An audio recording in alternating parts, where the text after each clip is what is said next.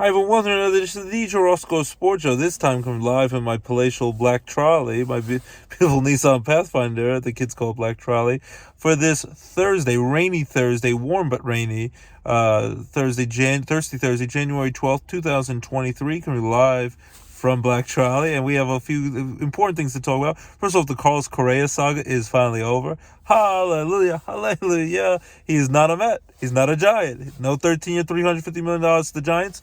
No 12-year, $315 million deal with the Mets. He lost on that because of the same issue where I think a metal plate in his ankle and he failed his physical. Magically, he's back on the Minnesota Twins where he started off on after he came there from free agency last year from the Houston Astros. Had a 3-year massive contract, opted out after his first year, had a very good season last year. He's decided to come back now, basically come crawling. In his press conference, he made something, this is the place he wanted to be and he's going to win a World Series, but let's be honest.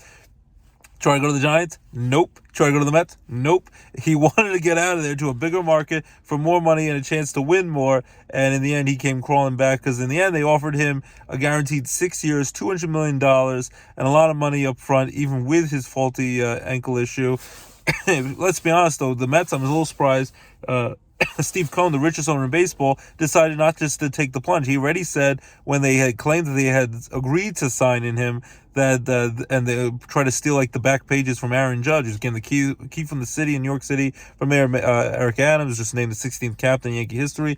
They were trying to steal some of the limelight from Aaron Judge re-signing with the Yankees, and he said this is the one piece we need to get over the hump. We needed a big-time power hitter to go along with the great pitching they had, and they got Justin Verlander, replaced Jacob deGrom, and all that. And now the Mets are kind of scrambling. They still have a terrific team, won 101 games last year, collapsed at the end of the season, lost on division title to the Atlanta Braves, and then lost in the best of 3 wildcard series to San Diego Padres. Got upset. Buck Showalter is manager of the year.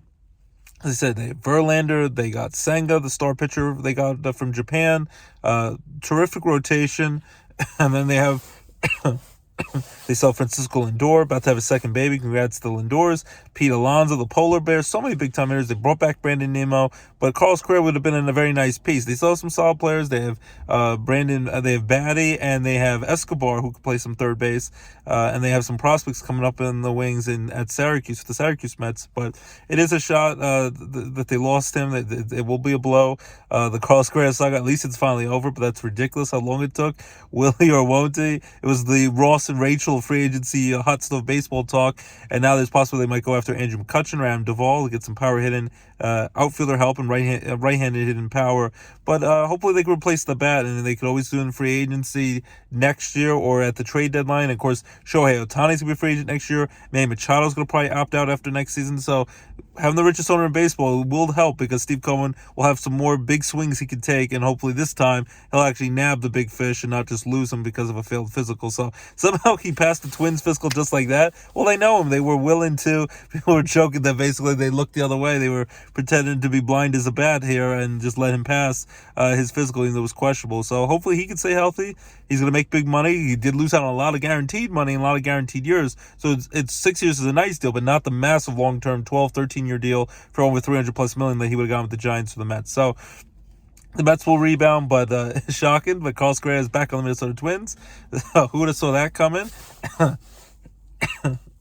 Especially he was just on Instagram having his kid having an I Love New York shirt. So not a Met, not a Yankee, not a Giant, and he's back on the Minnesota Twins. So congrats to him, and hopefully he can stay healthy and be productive. And then the Yankees still possibly trying to look for a left fielder help, but Brian Reynolds is probably not going to be the answer with the Pirates, at least not right now, because they supposedly want a king's ransom for him.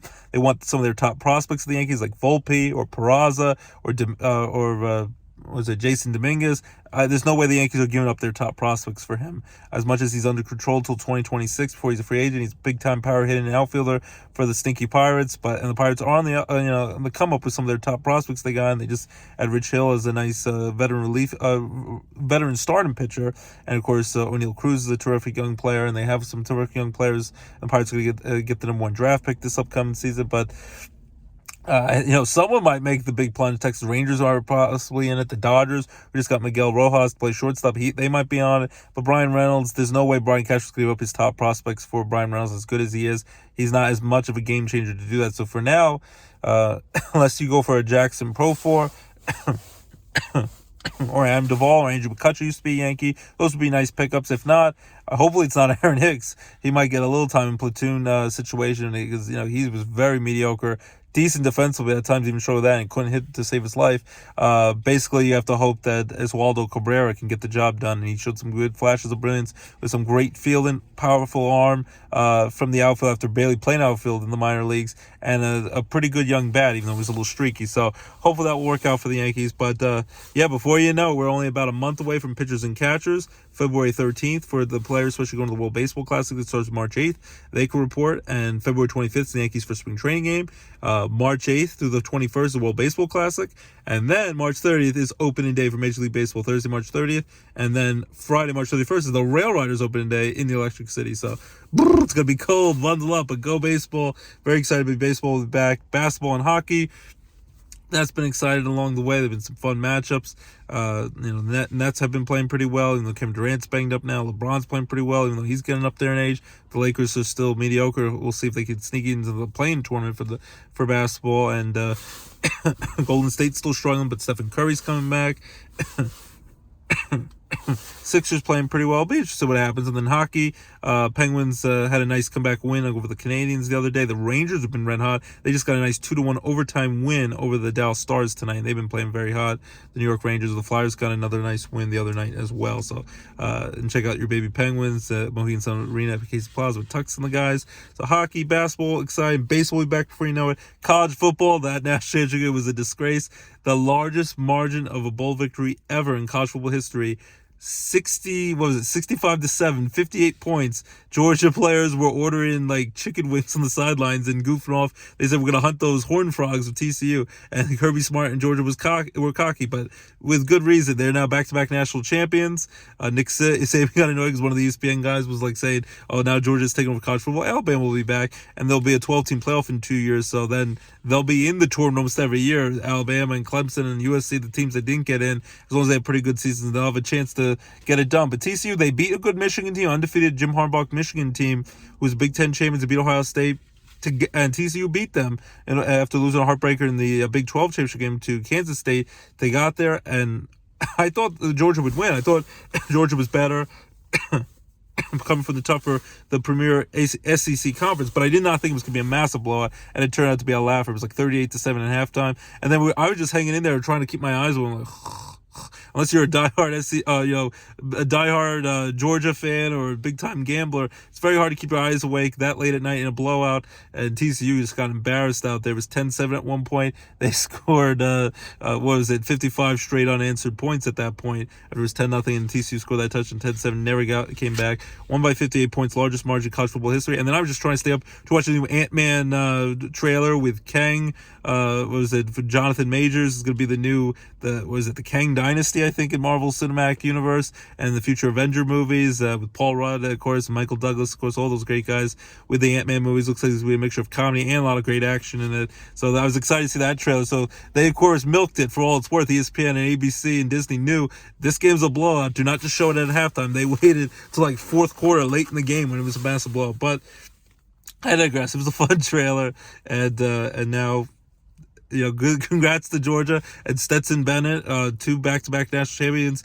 He's 25 years old, so a lot of people are joking he's older than like Lamar Jackson and Josh Allen, all these superstar quarterbacks who've been in the NFL for like 5 years. He's still playing college football, but kudos to him. I don't know if he'll make it in the NFL. He could be like the next Tim Tebow, where he was great in college. It doesn't translate to the NFL, and he's a little bit older when he's coming in there, like kind of Chris Wanke-esque from like 20 years ago. But congrats to him.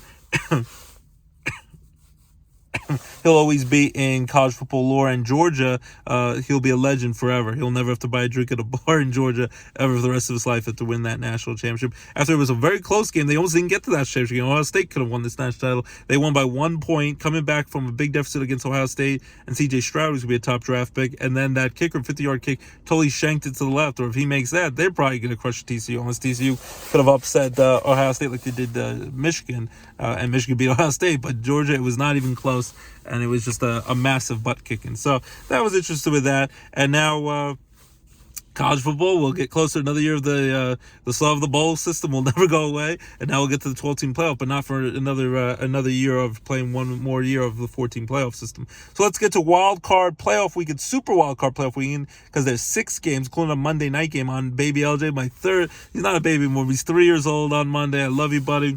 Love you with all my heart. It's gonna be a Spider-Man themed birthday party, a Spidey Yada, a Spider Pinata. He's gonna knock the heck out of it to get all the candy out, and he's pumped and excited. Spider-Man cake at Grotto Pizza on Sunday, and Disney on Ice on Saturday. That's going to be exciting. And then Monday will be his birthday. We'll think of something fun to do. And Tuesday, they'll have a little celebration at school for him the day after. So let's quickly do it. Saturday, January 14th, 4:35 p.m. on Fox. Seahawks at 49ers. I'm going to go with the 49ers to win bigly here. They play each other 3 times a year. It's hard to beat an opponent 3 times a year in the NFC West division rivals. But Seattle Seahawks, they're kind of lucky to be there because the Lions upset the Packers. Because the Packers, if they wanted to win with Aaron Rodgers, they would have been in. Who knows if Aaron Rodgers is coming back to play or he's going to leave the Packers. Maybe reunite with Devontae Adams with the Raiders unless Tom Brady's going to go to the Raiders. Who knows? But Derek Carr is leaving the Raiders. I'd love my Jets to maybe pick up Derek Carr if they can't get Brady or Jimmy Garoppolo. Derek Carr would be pretty great to have. But Seahawks lucky to get in there. Geno Smith played better than we thought. Played better than his predecessor, Russell Wilson, who struggled so bad with the Broncos. And Hackett got fired as the Broncos coach. And the defense is still pretty strong for Pete Carroll, the ageless wonder coach, who's so much enthusiasm, even being one of the older coaches in football in his early 70s. But in the end, they're lucky to be there. I think the 49ers, they're red hot. They've won 10 in a row, even with their rookie quarterback, Brock Purdy. He doesn't have to do a ton. He's doing enough. Doesn't make big mistakes. I know there's extra playoff pressure on him, but he's so much talent around him, offensively and defensively. They've won 10 straight games. Haven't lost a beat even since Jimmy Garoppolo's been out with that ankle injury. I'm going with the 49ers to crush the Seahawks 38-17. They win by 3 touchdowns, 21 points at home in San Francisco. And the 49ers have a great chance to go all the way to make it to the Super Bowl this year in Arizona a month from today on February 12th on Super Sunday. Then 8:15 p.m. on NBC, my buddy Dan Tortora will be there, just like he was there last Saturday when the Jaguars knocked off the Titans. It was a big strip sack of Joshua Dobbs of the Titans when the Jaguars looked like they might lose that game. And their offense was struggling. They returned it, won 20-16 over the Titans. So the Titans started off 7-3. They lost 7 in a row with a lot of injuries.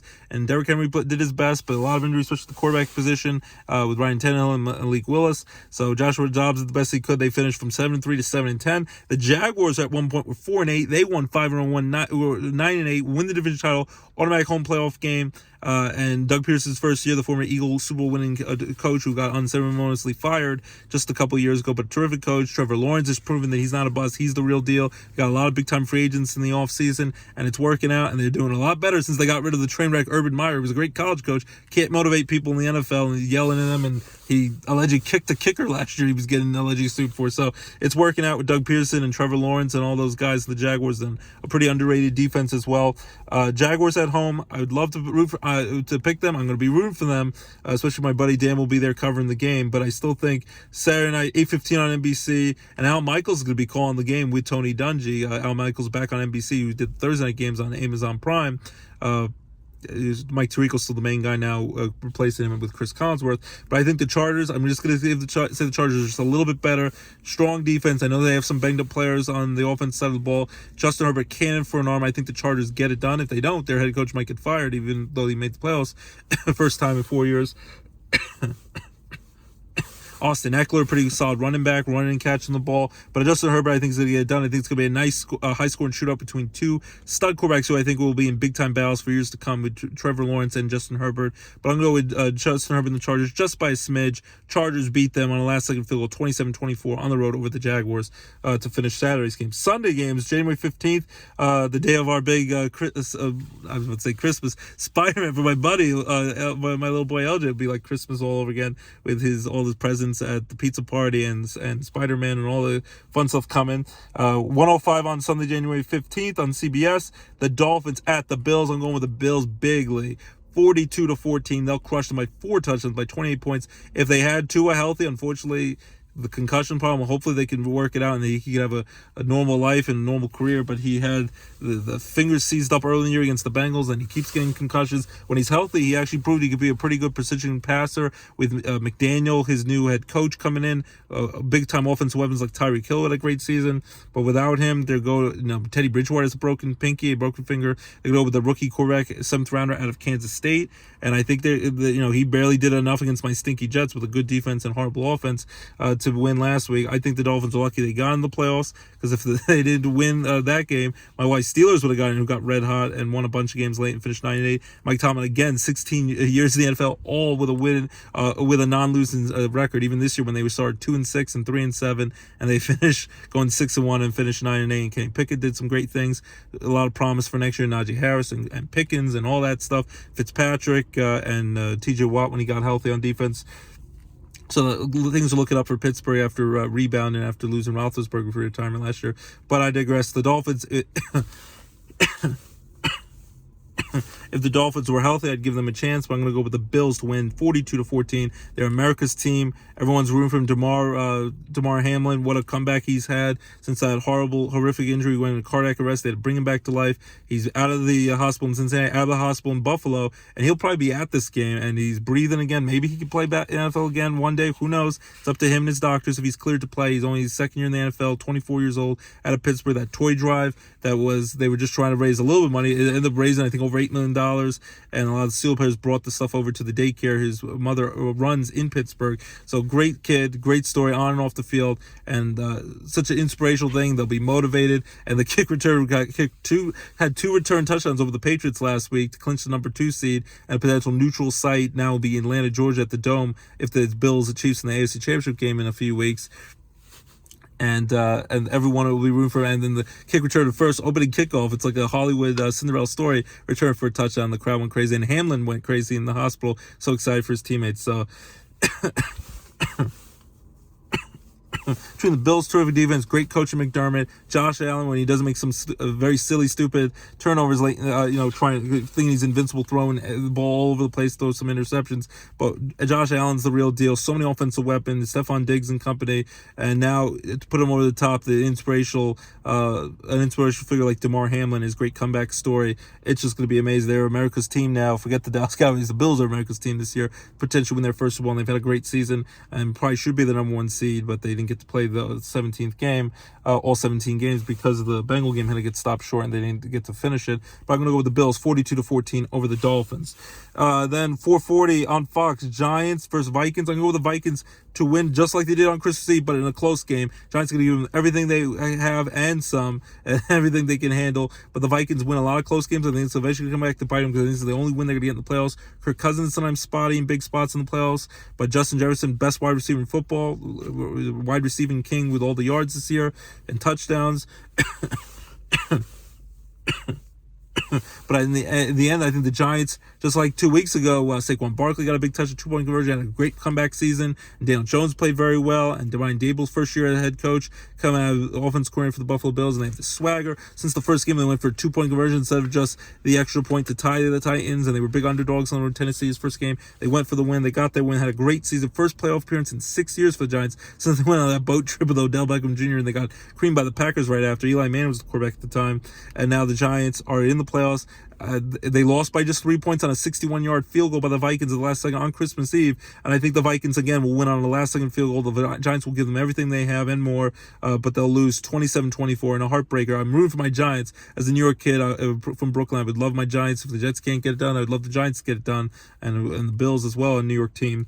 But I'm going to go with the Giants, keeping it close. I would love the Giants to pull off the upset, and they could. But I think the Vikings, they know how to win these close games. I think they win 27-24 at home on a last-second field goal. Maybe not 61 yards, but last-second field goal at home in Minnesota. And then 8:15 on NBC, the Ravens at the Bengals. I'm going with the Bengals here by a lot. I'll go 34-17. They double up by 17 points.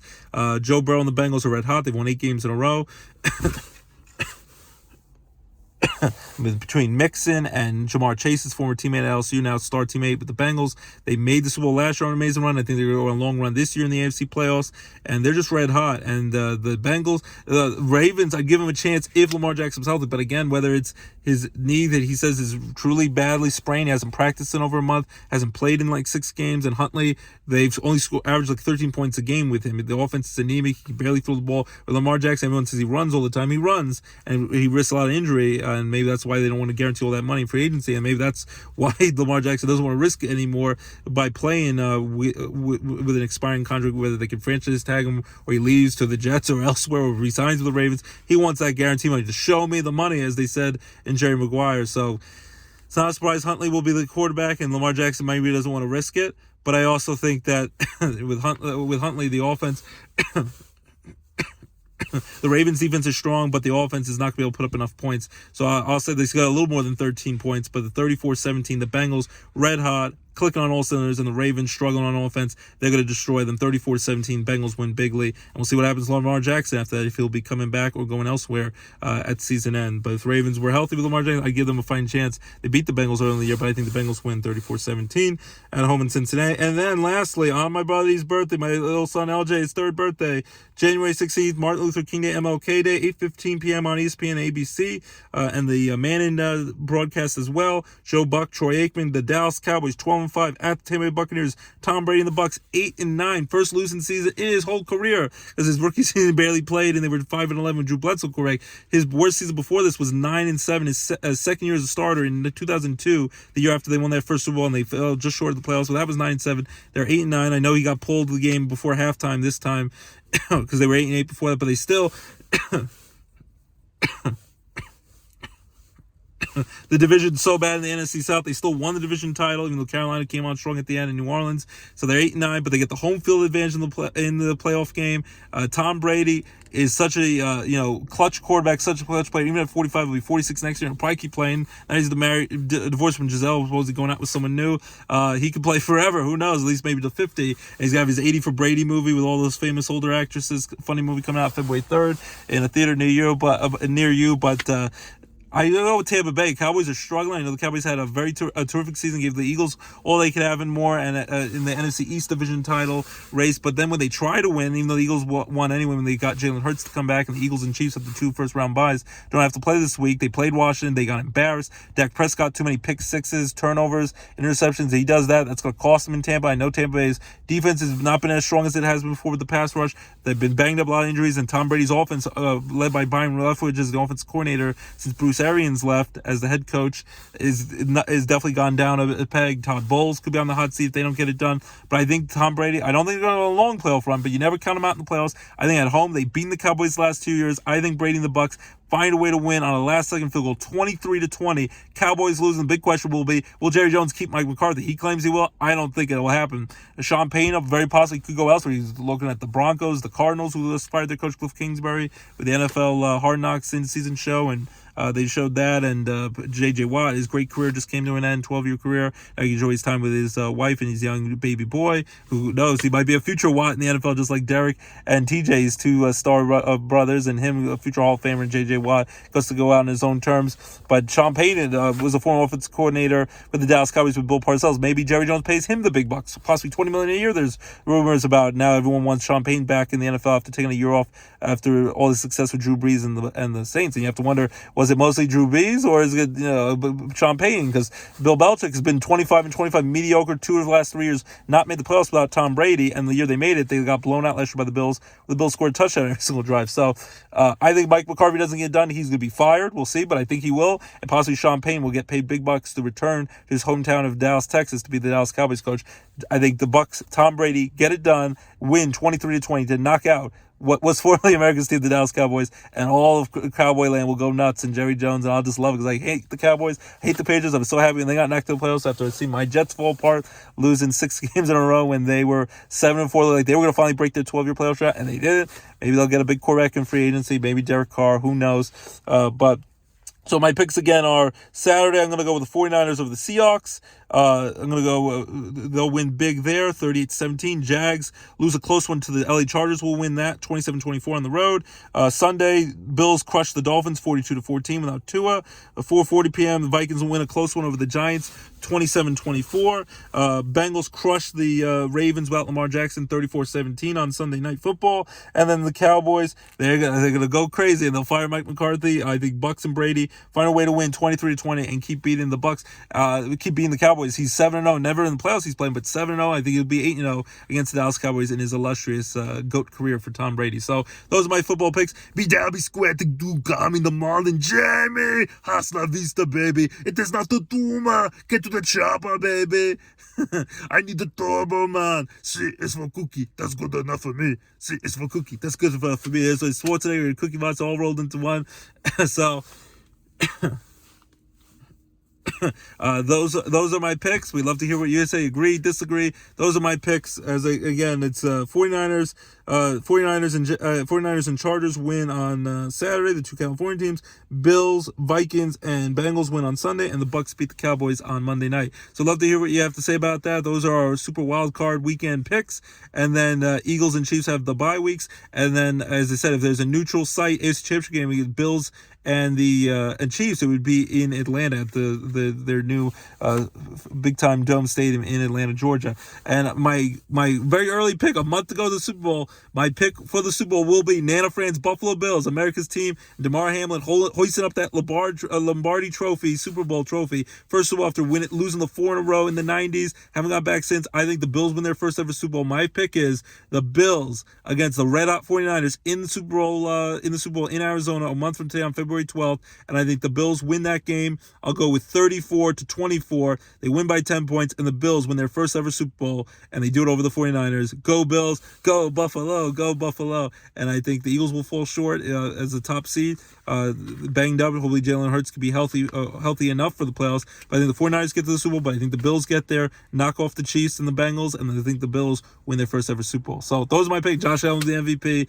DeMar Hamlin will hoist that Super Bowl trophy, and it's going to be a Hollywood script ending for a great season with the Buffalo Bills, with the ups and downs, and now all the great miraculous comebacks. So happy DeMar Hamlin is happy and healthy. What a great comeback and miraculous story. So those are our picks for playoffs, as Jim Moore said, playoffs, and can't wait for the football playoffs each and every week. Make our picks and get ready for the Super Bowl a month from today. So very excited. Baseball's almost back. Hallelujah, hallelujah. Basketball, hockey, football playoffs. So exciting. Golden Globes were exciting. The Elvis movie did well. The Fabelmans movie did well with Steven Spielberg. His life story. Wakanda Forever, the Black Panther sequel, that is doing great, and that's going to come to Disney Plus on February 1st, and Angela Bassett might win her first Oscar. She got a Golden Globe win the other night on Tuesday night. Gerard Carmichael, very funny comedian, did a good job hosting the big comeback show after taking off 2 years from having the televised ceremony on NBC. Eddie Murphy got a Lifetime Achievement Award, great job. Jeff Bridges will get a Lifetime Achievement Award this Sunday on the CW on Sunday, January 15th, for the Critics' Choice Awards, and then the SAG Awards, and then before you know it, the Oscars will be coming up. Jimmy Kimmel hosting that on ABC, and then Trevor Noah, the former Daily Show host, and they'll come back with guest hosts the rest of the year until they have a permanent host. He'll be hosting the Grammys on February 5th in a couple of weeks, the day of the Pro Bowl games, because now they just play around and have challenge workouts, basically like football challenges about who can throw the farthest, competitions, rather than have a real Pro Bowl game because it became too in touch. That'll be February 5th in Las Vegas, and the same day as the Grammys. So a lot of cool stuff with the Golden Globes, and the Oscars season will be here before you know it. And a lot of great stuff. Flying Fish Cobra Kai, that's a great movie. And Avatar's doing great. Cobra Kai on Netflix was great. I can't wait for hopefully another season of that. And there's a new House Party movie coming out this weekend, a new Tom Hanks movie that looks really good in the movie theaters. And the new Ant-Man movie is going to come out in February. Meanwhile, Avatar's dominating the box office. And Netflix, all the stuff streaming, all the big shows coming back. Abbott Elementary won for Best Comedy at the Golden Globes. Hysterical show, great. Ghost is a great show on CBS. So many fun things. And then we would our heart out to we just found out before you started the show, Elvis's only child, his daughter, who passed away today unexpectedly at 54 years old. She would have been 55 on February 1st. Was just at the Golden Globes when Austin Butler won his Best Actor in a Drama at the Golden Globes for the Elvis biopic about her dad, who passed away when he was only 42 years old in 1977. When she was only 9, she lost her father. So if there's an afterlife, hopefully they are reunited in heaven and they can be together and sing great music together and give each other a big hug. But it's very sad to hear. She was just at the Golden Globes with her mom the other night and passed away. Was formerly married to Nicolas Cage, Michael Jackson, and a music career of her own. Had a lot of ups and downs in her life. And Elvis's daughter passed away tonight at 54 years old. So that was very sad to hear. So our hearts go out to the family and all the fans of Elvis. I'm a big fan of Elvis. The movie was terrific. I think it deserves any awards it gets. So a lot of good stuff in Hollywood. That was a sad thing, sad moment, and let's just try to keep our spirits up, get excited for all the great stuff in sports this weekend and Disney on Ice. My little buddy LJ's 3rd birthday, I'm going to sing happy birthday to you, happy birthday dear LJ, happy 3-year-old birthday to you, love you, and many, many more. Love you, LJ, and to my beautiful wife Abby and beautiful daughter Lorela, love you guys with all my heart. And keep it locked, DJ Roscoe Sports Show, your home for all your favorite sports and entertainment talk right here on DJ Roscoe Sports Show. Have a great weekend, everyone. Take care, and bye-bye. Love you guys. And football playoffs are here. Playoffs? And baseball back for you. Bye-bye.